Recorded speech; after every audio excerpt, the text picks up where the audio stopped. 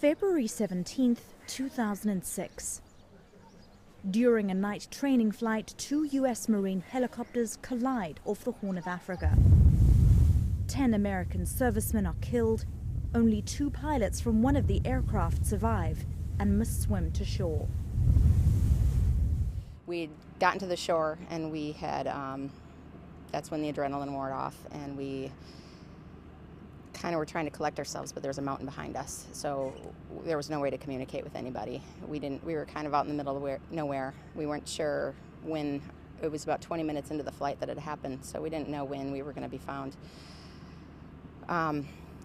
We'd had some significant injuries. I had with both my legs, so I was kind of immobile.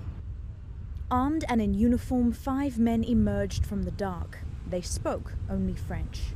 We weren't immediately sure about their intentions, but we knew it was really our own hope, so we just kind of took a leap of faith and started yelling and saying help. I know I was saying help a lot, and we had shot off one more flare to get their attention, but then they came up to us, and it was almost immediate that we could tell that they didn't have ill intentions, and they were friendly, and that it was really my ray of light in really my darkest day. The soldiers were hurt.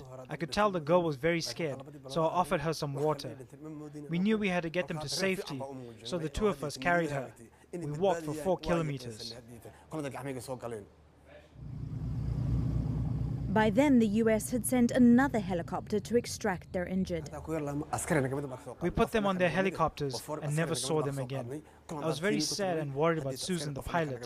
I hope she would be okay. Over the years, Yusuf learned English and wrote a letter to find out what happened to Susan.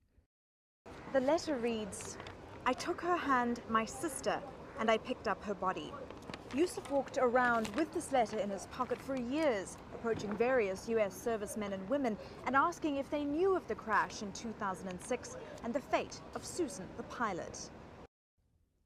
Someone from the Marines' old unit finally recognized the date and names and contacted Susan on Facebook. Susan? Yes. Hello. Now, 8 years later, almost to the day, Susan and her co-pilot get to thank their rescuers face to face. Personally, I've wondered about these men, my family and I, for 8 years now, and we never expected to get the opportunity to actually meet them. It's overwhelming, and it's very humbling.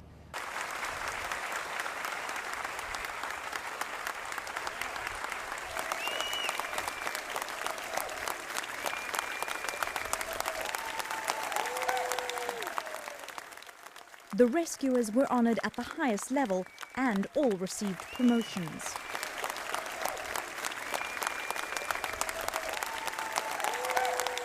That is just being a hero. No one asked them to do that.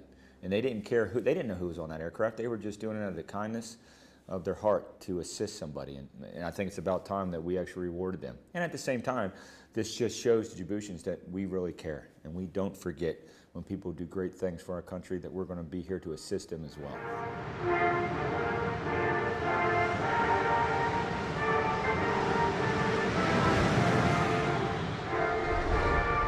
And while the 2 survivors will forever remember those who died in the crash,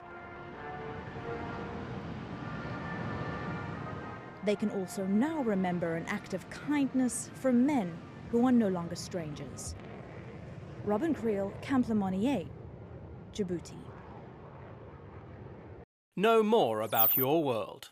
eNCA.com